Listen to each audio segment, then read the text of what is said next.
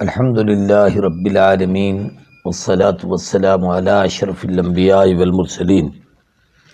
اما بعد فاعوذ باللہ من الشیطان الرجیم بسم اللہ الرحمن الرحیم لقد کان لکم فی رسول اللہ اسوۃ حسنہ صدق اللہ العظیم اللہم صلی علی سیدنا و مولانا محمد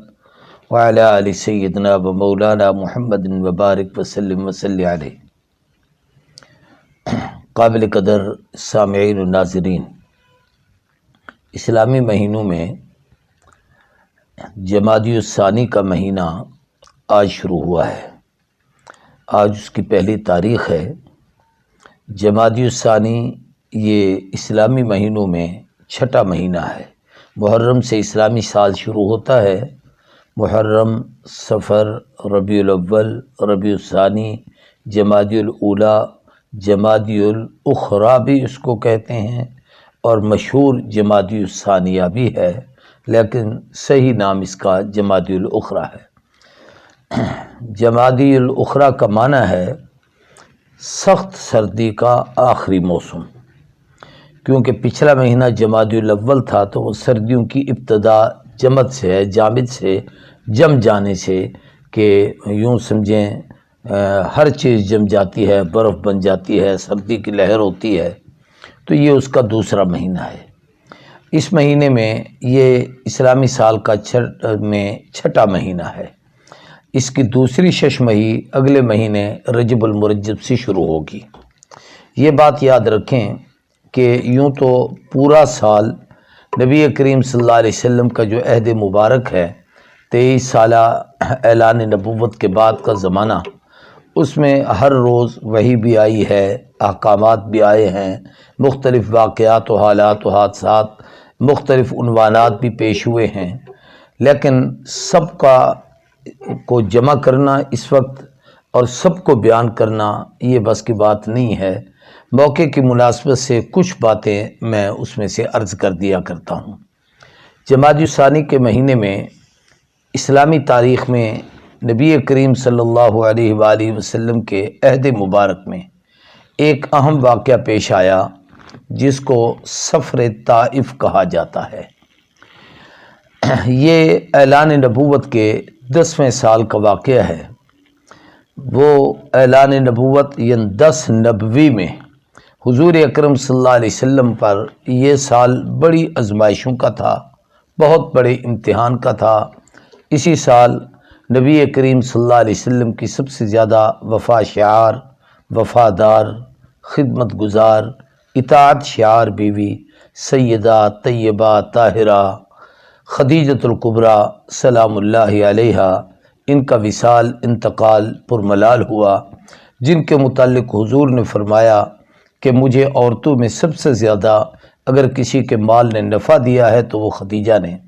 جنت کی عورتوں کی سردار عورتیں جن کو فرمایا گیا، ان میں سے ایک سیدہ خدیجہ ہیں، جو رحمت کائنات رسول اللہ صلی اللہ علیہ وسلم کی سب سے پہلی اور بڑی زوجہ ہیں۔ یہی وہ خاتون ہے جس نے حضور صلی اللہ علیہ وسلم کو اظہار نبوت کے وقت سب سے پہلے تسلی دی تھی، اور یہ کہا تھا کہ آپ نہ گھبرائیں، اللہ آپ کو ضائع نہیں کریں گے، آپ تو صلہ رحمی کرتے ہیں، کما کر کھلاتے ہیں، اوروں کا بوجھ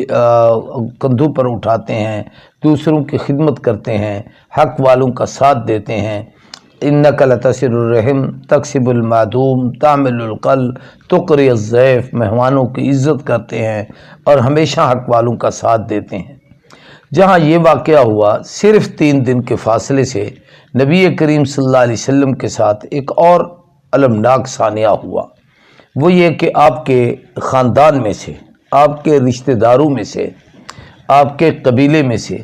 جناب ابو طالب، جو سیدنا علی بن ابی طالب کرم اللہ وجہہ کے والد بزرگوار تھے، حضور اکرم صلی اللہ علیہ وسلم کے چچا تھے، اور اس وقت مکے کی سرداری ان کے سر پر تھی،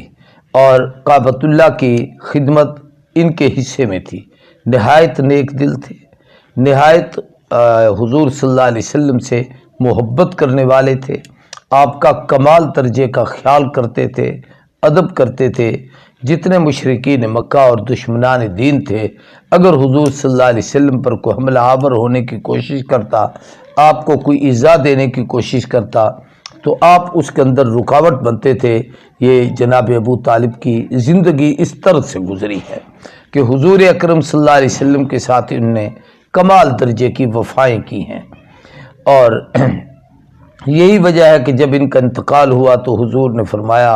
عام الحزن، یہ میرے دکھ کا سال ہے۔ ان دو آدمیوں کا دنیا سے چلا جانا،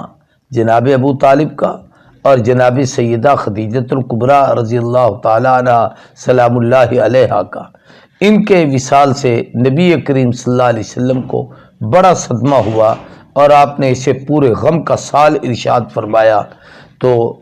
اس موقع پر حضور صلی اللہ علیہ وسلم کی بے چینی بڑھ گئی کہ میں جو دین کی دعوت دیتا تھا، لوگ میرے راستے میں رکاوٹ ہوتے تھے، آپ کو ساحر، مجنون، دیوانہ اور پتہ نہیں کیا کیا مختلف قسم کے بیہودہ اور گندے ناموں کے اور القابوں سے یاد کرتے اور کہتے، جبکہ اللہ نے اپنے محبوب کو محبوب بنایا، سردار بنایا، کائنات میں سب سے اعلیٰ، عرفہ اور افضل بنایا، ساری خوبیاں عطا فرمائیں، اپنا قرب نصیب فرمایا۔ تو نبی کریم صلی اللہ علیہ وسلم نے ارادہ فرمایا کہ میں مکہ المکرمہ سے طائف چلا جاؤں۔ طائف ایک ایسا علاقہ ہے کہ حضور اکرم صلی اللہ علیہ وسلم کا ایک تو بچپن طائف میں گزرا تھا، اس لیے کہ سیدہ حلیمہ سعدیہ جو نبی کریم صلی اللہ علیہ وسلم کو لے کر گئی تھیں، قبیلہ بنو سعد کی تھیں، اور حلیمہ ان کا نام تھا، اور یہ قبیلہ بنو سعد طائف کے علاقے میں ایک قبیلہ ہے جو وہاں پر رہتا تھا۔ تو بی وہاں پر حضور اکرم صلی اللہ علیہ وسلم کا بچپن وہاں گزرا۔ 6 سال تک حضور اکرم صلی اللہ علیہ وسلم نے یعنی دودھ پینے کا زمانہ ان کے ساتھ گزارا، پھر بچپن کا کچھ وقت وہاں پر گزرا، پھر بی شیمہ کے ساتھ آپ نے بکریاں وہاں پر چرائیں۔ تو آپ کے دل میں یہ خیال آیا کہ وہاں ان لوگوں سے شناسائی بھی اس حوالے سے ہے، اور وہ لوگ محبت کرنے والے بھی ہیں، اور مکہ المکرمہ سے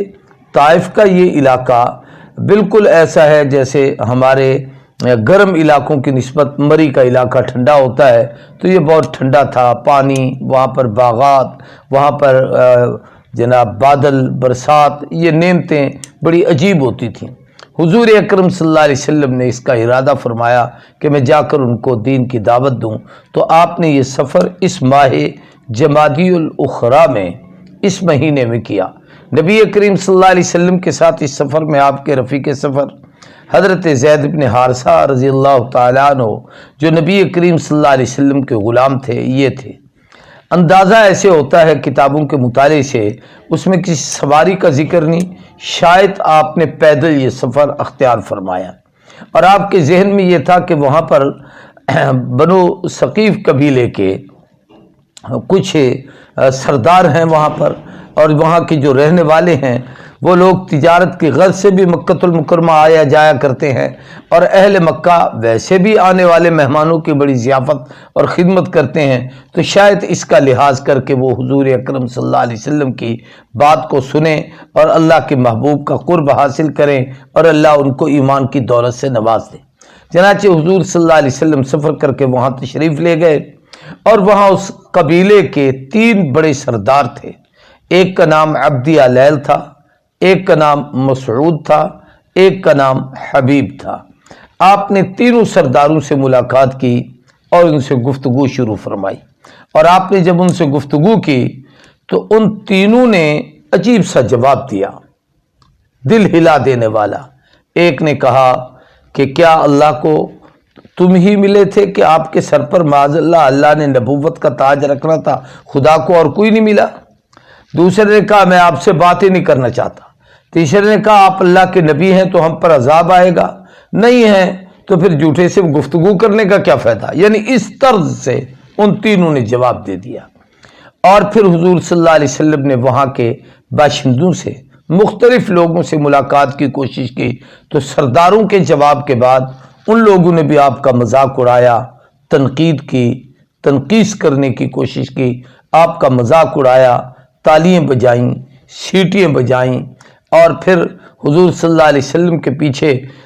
نوجوانوں کو اور کم عمر بچوں کو لگا دیا، وہ تالیاں بجاتے تھے، آپ کو پتھر مارتے تھے، آپ کو تکلیفیں دیتے تھے، حتیٰ کہ اس سفر طائف میں حضور اکرم صلی اللہ علیہ وسلم پر یہ کیفیت ہوئی کہ آپ اس سفر کی وجہ سے اتنے زخمی ہوئے کہ آپ کی پنڈلی پر، آپ کے گھٹنوں پر زخم آئے، آپ کا خون مبارک اتنا بہا کہ آپ کے نالین پاک جو آپ نے جوتے مبارک پہنے ہوئے تھے، وہ اس کے خون مبارک کے پاؤں سے جوتوں میں جانے کی وجہ سے آپ کے قدموں اور جوتوں کے درمیان خون اس طریقے سے جم گیا کہ جوتے بھی پاؤں مبارک سے جدا نہ ہو سکتے تھے۔ یعنی یہ کیفیت تھی رسول اللہ صلی اللہ علیہ وسلم کی۔ آپ کے ساتھ حضرت زید بن حارثہ تھے، ان ظالموں نے جو مارا تو ان کے سر میں پتھر لگا، ان کا سر زخمی ہو گیا، حضور اکرم صلی اللہ علیہ وسلم زخمی ہو گئے۔ آپ آخر وہاں سے پھر ان لوگوں نے کہا ہمارے پاس آپ کے لیے رہنے کی کوئی جگہ نہیں، آپ لوگ اس جگہ کو چھوڑ کر چلے جائیں۔ تو نبی کریم صلی اللہ علیہ وسلم وہاں سے اٹھ کر آپ وہاں سے روانہ ہوئے، واپس آئے۔ آتے ہوئے راستے میں ایک باغ آیا، اس میں ایک حوض تھا پانی کا، اس کے کنارے حضور اکرم صلی اللہ علیہ وسلم تشریف فرما ہوئے، اور کہتے ہیں کہ بنو قریش میں سے عتبہ اور شیبہ یہ بھائی تھے دو، یہ ان کا باغ تھا، یہ دور سے دیکھ رہے تھے، یہ کیفیت انہوں نے ملاحظہ کی کہ یہ زخموں سے چور آئے ہیں اور یہ ان کی یہ حالت ہے۔ ان کا ایک غلام تھا، وہ عداس اس کا نام تھا، نینوا کے علاقے کا تھا۔ یہ پھر اس موقع پر اللہ نے اس کو اسلام کی دولت سے مالا مال کیا۔ انہوں نے انگوروں کا ایک خوشہ توڑ کر دیا کہ وہ سامنے بیٹھا ہے، خود نہ آئے چونکہ وہ اس وقت مسلمان نہیں تھے، تو انہوں نے کہا جاؤ، لیکن ہے ہمارے قبیلے کا آدمی، جا کے اس کی خدمت میں پیش کرو، اسے دو یہ کھائیں۔ حضور اکرم صلی اللہ علیہ وسلم نے اس باغ میں بیٹھ کر اس حوض کے کنارے آپ نے اپنے پاؤں مبارک دھوئے، اپنے خون کے ایک قطرے کی حفاظت کر رہے تھے کہ کہیں محمد کے خون کا قطرہ زمین پر گرا اور اللہ کی قہاریت کو جوش آیا تو ایسا نہ ہو کہ خدا کی طرف سے عذاب آئے اور یہ قوم تباہ و برباد ہو جائے۔ تو نبی کریم صلی اللہ علیہ وسلم نے وہاں پر جب اطمینان ہوا اور آپ تشریف فرما ہوئے اور بیٹھے تو رحمت کائنات صلی اللہ علیہ وسلم نے وہاں ایک بڑی تفصیلی اور لمبی دعا جو حدیث کی کتابوں میں خصوصاً سیرت ابن حشاب نے اس کے الفاظ نقل کیے ہیں کہ اے اللہ میں اپنی بے بسی کو، اے اللہ میں اپنی بے کسی کا اظہار تیرے سامنے کرتا ہوں، اے اللہ تو کائنات کا رب ہے، تو ارحم الراحمین ہے، تو رب العرش عالمین ہے، اے اللہ تو میرا رب ہے، اے اللہ تو مجھے کس کے حوالے کرتا ہے، اے اللہ اگر تو مجھ سے راضی ہے تو مجھے ان لوگوں کے تانوں کی، ان کے صدمے دینے کی، ان کے اس انداز سے پیش آنے کی کوئی پرواہ نہیں، اور اگر تو مجھ سے راضی نہیں تو میں تجھے راضی کرنا چاہتا ہوں، اور میں اس سارے صدمے برداشت کرتا ہوں جب تک کہ تو مجھ سے راضی ہو جائے، اور یقیناً اللہ تو میرا رب ہے، میرا معبود ہے، اور جو تیرا فیصلہ میرے متعلق ہے میں اس کو بہت قبول کروں گا۔ اور پھر حضور صلی اللہ علیہ وسلم نے پناہ کی دعا مانگی کہ اے اللہ میں تیرے امان میں آتا ہوں، تیری حفاظت میں آتا ہوں، ان شریروں کے شر سے اور ان ظالموں کے ظلم سے تو مجھے اپنی امان اور حفاظت نصیب فرما۔ حضور اکرم صلی اللہ علیہ وسلم کی یہ مبارک دعا، درد کی دعا، غم کی دعا اور اس صدمے کی حالت میں دعا، دعاؤں کی قبولیت میں سے ایک یہ بھی ہے کہ جس وقت آدمی کسی درد، کرب، تکلیف میں ہو اس وقت جو دعا مانگے اللہ اسے بڑی جلدی قبول فرماتے ہیں، وہ دعا خدا کا عرش ہلا دیتی ہے۔ اس لیے حدیث میں آتا ہے ثلاثۃ لا ترد دعوتهم، تین آدمی ایسے ہیں جن کی دعائیں رد نہیں ہوتی۔ الصائم حین یفطر، روزے دار جب افطار کرے۔ دوسرا فرمایا دعاء الوالد لولدہ، والد کی دعا اولاد کے حق میں۔ اور تیسرا فرمایا دعوت المظلوم، مظلوم کی آہ خدا کا عرش ہلا دیتی ہے۔ اور فرمایا جب مظلوم دعا کرتا ہے لیس بینہ و بین اللہ تعالی حجاب، اللہ اور بندے کے درمیان پھر کوئی پردہ حائل نہیں ہوتا، یہ کہتا ہے وہ ڈائریکٹ خدا کا عرش ہلتا ہے اور اللہ دعا کو قبول کرتے ہیں۔ نبی کریم صلی اللہ علیہ وسلم وہاں تشریف فرمائی تھے کہ اسی وقت حضرت جبریل علیہ السلام آئے اور آ کر سلام عرض کیا، اللہ کی طرف سے سلام دیا اور کہا محبوب آپ کی دعا نے خدا کا عرش ہلا دیا ہے، اللہ اپنے मुझे आपकी तसल्ली के लिए भेजा है और एक फरिश्ता आ रहा है जो मलिकुल जिबाल पहाड़ों पर मुतय्यन है और पहाड़ों का निज़ाम उसके पास है, वो आपके पास आ रहा है और जो आप उसको इरशाद फरमाएंगे वो करेगा। इतनी देर में वो फरिश्ता भी आ गया और उसने आकर सलाम किया और कहा, अल्लाह के महबूब अगर आप फरमाएं तो दोनों तरफ से पहाड़ियाँ हैं, दरमियान में ये ताइफ का इलाका है, मैं इन दोनों पहाड़ों को आपस में मिला दूं और ये दरमियान में यहीं गर्क हो जाए और तबाह बर्बाद हो जाए, और अगर फरमाए तो मैं और कोई अजाब इनको दूं जो आप पसंद करें। ये एक अजीब कैफियत थी कि एक तरफ मजलूमियत की इंतहा है, उन लोगों के जुल्म की अखीर हो गई है कि आप सल्लल्लाहु अलैहि वसल्लम पे मजालिम ढहाए, आप इधर इतने मजलूम हैं, उधर खुदा की मदद की ये कैफियत है कि जिब्रील भी आए और जनाब फरिश्ता वो भी आया जो पहाड़ों पर मुतय्यन था, और ये कह रहे हैं कि हमें कहिए क्या करें। आप चाहते तो बद्दुआ दे देते, आप चाहते तो उनकी तबाही की दुआ करते, आप चाहते तो वो कौम वहीं गर्क हो जाती, लेकिन फरमाया इन्नमा बुइस्तु रहमतन वलम उबइसु लआना, अल्लाह ने मुझे रहमत बनाकर भेजा है, मैं इन लोगों के लिए बद्दुआ करने के लिए नहीं आया, मैं लानत करने के लिए नहीं आया। ये लोग अगर मुसलमान नहीं, मुझे इनकी नस्लों से तवक्को है, अल्लाह उनको ज़रूर इस्लाम की दौलत से मालामाल फरमाएंगे और वो लोग मुसलमान होंगे। तो ये कहकर आपने उस फरिश्ते को वापस कर दिया। तो नबी करीम सल्लल्लाहु अलैहि वसल्लम पर ताइफ में ये कैफियत तारी हुई, ये सदमा आया। आज हम उस पैगंबर के नाम लेवा है, उनका कलमा पढ़ते हैं, उनके तज़किरे करते हैं, उनके अखलाक की बातें करते हैं, लेकिन हमारा किरदार ये होता है कि ज़रा ज़रा सी बात पर हमारी रंजिशें इतनी बढ़ जाती हैं कि साल हा साल गुजर जाते हैं, आपस की गुफ्तगू नहीं होती, सलामों के जवाब नहीं होते, एक दूसरे के दुख में शरीक नहीं होते, एक दूसरे के साथ किसी भी खैर के काम में ताउन करने के लिए तैयार नहीं होते। हमसाया करीब है, उसके बीमार है, उसकी इयादत नहीं करते, किसी के साथ ताउन नहीं करते, साथ नहीं देते, और हम कलमा पढ़ते हैं उस महबूब का जिसने इतने सदमे सह कर भी कभी बद्दुआ नहीं दी और कभी उनके लिए कोई ऐसा जुमला नहीं कहा कि जिस वजह से खुदा का गज़ब उन पर नाज़िल हो। यहाँ एक वाक़या बड़ा अजीब मुझे अभी बैठे हुए गुफ्तगू करते हुए याद आया। जहाँ से मैं ये गुफ्तगू कर रहा हूँ, खानपुर में ये मरकज़ तरबियतुल मुबल्लिगीन हमारा इदारा है, ये पुराना तबलीगी मरकज़ है। यहाँ पर इब्तदा में जब खानपुर में तबलीगी जमात ने काम शुरू किया था तो ये जगह मरकज़ होती थी। इस मरकज़ में हज़रत हाजी अब्दुल वहाब साहब रहमतुल्लाह अलैह, मौलाना जमशेद साहब रहमतुल्लाह अलैह, हज़रत मुफ्ती ज़ैनुल आबिदीन साहब रहमतुल्लाह अलैह और बड़े बड़े अकाबिर और मशाइख आए। हमारे इसी मरकज़ के एक आलिम थे और यहीं हमारे पास रहते थे और शब जुमा को वो इमामत कराते थे, मौलाना मुफ्ती मोहम्मद जमील साहब, जो फिर यहाँ से इमाम बनकर रेवेंड तशरीफ़ ले गए थे। बड़ी ऊंची खूबसूरत आवाज़ से कुरान पाक पढ़ा करते थे, वो मरकज़ में बयान भी करते थे और वहाँ नमाजें भी पढ़ाते थे। फिर आखिर में वो बहुत कमज़ोर हो गए। हाजी साहब रहमहुल्लाह के विसाल के कुछ अरसा बाद उनका इंतकाल हुआ।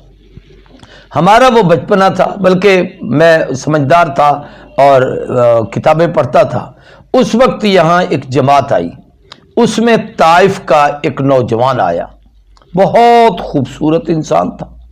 बड़े ऊंचे कद का था,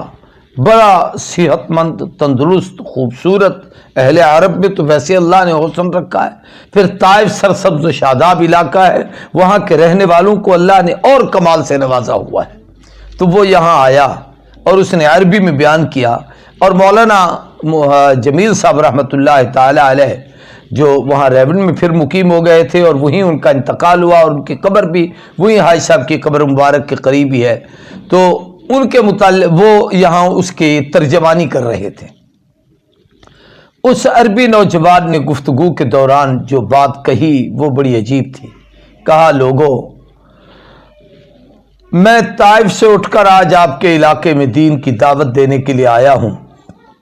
नबी करीम सल्लल्लाहु अलैहि वसल्लम ने जब वहां तबलीग की थी और दावत दी थी, جن 3 سرداروں نے اللہ کے نبی کو جواب دیا تھا کہ ہم آپ کی بات نہیں سنتے، ان میں ایک عبدیہ لیل تھا، ایک مسعود تھا، ایک حبیب تھا، کہا اس عبدیہ لیل اور حضور نے ان کے لیے بد دعا نہیں کی تھی، اگر آقا بد دعا کر دیتے تو ان کی نسلیں ختم ہو جاتی، لیکن آپ نے ان کے لیے ہدایت کی دعا کی تھی۔ آج 1400 سال 13 صدیاں گزر گئیں، 14ویں صدی میں جا رہے ہیں۔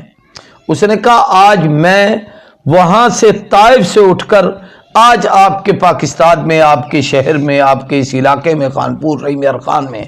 آپ کو دین کی دعوت دینے کے لیے آیا ہوں۔ میں اس عبدیہ لیل قبیلے کا فرد ہوں، میں یہ خود نہیں آ کے کھڑا ہوا، یہ محمد کریم کی طائف والی وہ ہمارے حق میں رحمت کی دعا تھی، جس کی نسبت سے اللہ نے مجھے ایمان کی دولت نصیب کیا ہے، اور آج میں داعی بن کے وہاں سے یہاں پر آیا ہوا۔ تو میرے محترم دوستو، نبی کریم صلی اللہ علیہ وسلم کا یہ واقعہ اس مہینے میں پیش آیا، اور پھر اس کے ساتھ اس واقعے کے ضمن میں کئی چیزیں اور بڑی عجیب تھیں۔ ان میں سے ایک یہ بھی تھا کہ رسول اللہ صلی اللہ علیہ وآلہ وسلم جب وہاں بیٹھے تھے تو میں نے آپ کو بتایا کہ عتبہ اور شیبہ 2 بھائی تھے، ان کا باغ تھا، حضور صلی اللہ علیہ وسلم نے وہیں جا کے پناہ لی اور کچھ دیر وہاں آپ آرام فرما ہوئے بیٹھے، تو انہوں نے حضور کی یہ حالت تو دیکھی، ان کو اس پر ترس تو آیا، لیکن آگے خود نہ آئے، اپنے غلام عداس اس کا نام تھا، اس کو انگوروں کا خوشہ دیا کہ جا کر اسے دے کر آؤ، یہ ہمارے خاندان کے عربی آدمی ہے، عربی النسل ہے، محمد الرسول اللہ صلی اللہ علیہ وسلم۔ چنانچہ وہ شخص آیا، حضور صلی اللہ علیہ وسلم کے سامنے اس نے انگور پیش کیے، آپ نے اس سے فرمایا تم اپنا تعارف کراؤ، اس نے اپنا نام بتایا، اور جب آپ نے انگور کھانا شروع کیے تو آپ نے بسم اللہ الرحمن الرحیم پڑھ کر جب وہ کھایا تو وہ آپ کو دیکھنے لگ گیا، اور اس نے سوال کیا کہ یہ کون سی زبان ہے، آپ نے یہ کیا نام لیا ہے؟ ایسی گفتگو یہاں تو یہ لوگ ایسا نہیں کرتے، چونکہ اہل عرب وہاں وہ عربی رہتے تھے، تو یہ آپ نے کیا بسم اللہ الرحمن الرحیم پڑھا ہے؟ تو آپ نے اس سے پوچھا تم کون ہو، کہاں کے رہنے والے ہو، اور تمہارا اپنی تعلق کس علاقے سے ہے؟ اس نے کہا عداس میرا نام ہے، نینوا یہ وہ علاقہ ہے جہاں حضرت سیدنا یونس علیہ السلام اللہ کے نبی بنا کر بھیجے گئے تھے، تو حضرت یونس علیہ السلام کا علاقہ ہے۔ اس نے کہا میں وہاں کا ہوں، اور میں یہاں ان کے پاس خادم ہوں، اور یہاں نوکر ہوں، اور ان کے باغ کی رکھوالی کرتا ہوں، ان کا غلام ہوں، ان کے پاس زندگی گزار رہا ہوں۔ نبی کریم صلی اللہ علیہ وسلم نے اسے دین کی دعوت دی، تو فوراً جناب عداس رضی اللہ تعالی عنہ اس غلام نے گویا اسلام قبول کیا۔ طائف کے سفر کی آزمائشوں کے سلے میں اللہ کی پہلی مدد یہ ہوئی کہ جبریل امین نے تسلی دی، دوسری مدد یہ ہوئی کہ ملک الجبال وہ فرشتہ پہاڑوں والا آیا اور اس نے آ کر کہا کہ محبوب آپ کہیں تو میں نے ختم کر دوں، تیسری خدا کی طرف سے غیبی مدد یہ ہوئی کہ سردار نہیں مانیں گے تو اس کی ذات بڑی بے نیاز ہے، وہ غلاموں سے دین کی خدمت کروا لیتا ہے۔ ہمارے ایک عالم دوست کہا کرتے تھے اللہ کا یہ فیصلہ ہوتا ہے، رب جس کو چاہتا ہے دین کے لیے چن لیتا ہے۔ جب آنکھوں والے قرآن نہیں پڑھتے اللہ نابینوں کو قرآن کا حافظ کر دیتا ہے، جب دنیا اور دولت والے دین کے قریب نہیں آئیں گے اللہ فقیروں اور بے بسوں اور بے کسوں کو دین کا داعی بنا کر پوری دنیا کے لیے اٹھائے گا۔ ہمارے ایک عالم مولانا عبد الشکور دین پوری ایک جملہ کہتے تھے، رب کی تقسیم ہے کہ احمد علی لاہوری سکھ کا پوتا بن کے شیخ التفسیر بنتا ہے اور جناب وارث علی شاہ سید بن کے ہیر لکھتا ہے۔ تو اللہ جس سے جو کام چاہے لے لے، تو یہ مسلمان ہو گیا۔ اور پھر اس کے بعد حضور صلی اللہ علیہ وسلم جب مکے کی طرف واپس آ رہے تھے تو درمیان میں ایک جگہ آتی ہے، مقام اس کو وادی نخلا کہا جاتا ہے، کھجوروں کا جھنڈ ہے، وہاں پر رحمت کائنات صلی اللہ علیہ وسلم نے رات بسر فرمائی۔ حضرت زید بن ثابت یہ بھی حضور زید بن حارثہ یہ حضور صلی اللہ علیہ وسلم کے ساتھ تھے،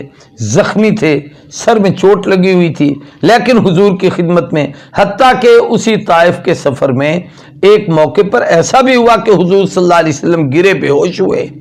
اور ان ظالموں نے حضور صلی اللہ علیہ وسلم کو اتنی تکلیفیں دی، اور پھر اسی نے حضرت زید نے اٹھایا اور حضور صلی اللہ علیہ وسلم کو کھڑا کیا اور اٹھا کر کندھا پر پھر آپ کو دوسری جگہ پر لے آیا۔ تو یہ صحابی نے بڑی کمال درجے کی خدمت کی تھی۔ حضور اکرم صلی اللہ علیہ وسلم وہاں نماز پڑھ رہے تھے فجر کی وادی نخلا کے پاس، وہاں سے جنوں کی ایک جماعت گزری جو چند جنات پر مشتمل تھے، 8-9 جن تھے، اور جب یہ وہاں سے گزرے اور نبی کریم صلی اللہ علیہ وسلم کا قرآن پاک انہوں نے سنا اور تلاوت سنی تو یہ جن وہاں رک گئے، اور پھر اس کے بعد انہوں نے حضور کا تلاوت سننے کے بعد نبی کریم صلی اللہ علیہ وسلم سے ملے۔ قرآن کریم نے اس واقعے کو تفصیل سے نقل کیا ہے، میں اختصار سے اپنی بات کو ختم کر رہا ہوں۔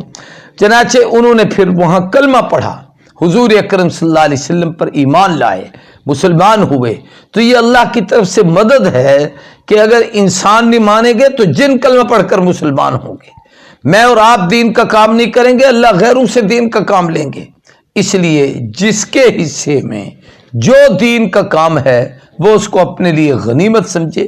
اور یہ عبادت سمجھے، اللہ کی رحمت اور نعمت سمجھے کہ اللہ تبارک و تعالیٰ نے مجھے اس خیر کے لیے قبول کیا ہے۔ اگر کوئی تعلیم کے کام میں لگا ہوا ہے تو اللہ کا بہت بڑا اس پر انعام ہے کہ وہ لوگوں کو ہدایت کی تعلیم دیتا ہے، راہ راست دکھاتا ہے، صراط مستقیم پر لے آتا ہے اور ان کو قرآن و سنت کی تعلیم دے رہا ہے۔ اسی طریقے سے اگر کوئی تبلیغ کے میدان میں لگا ہوا ہے تو اللہ کا اس پر بہت بڑا انعام و اکرام ہے کہ وہ لوگوں کو دعوت دیتا ہے، ہدایت کا راستہ دکھاتا ہے، لوگوں کو تبلیغ کرتا ہے، بے راہ رہوں کے رہبری اور رہنمائی کا فریضہ انجام دیتا ہے۔ اسی طریقے سے اگر کوئی تزکیہ نفس کرتا ہے، اللہ اللہ کرتا ہے۔ اس لیے ہمارے یہ جتنے دین کے مراکز ہیں، خواہ وہ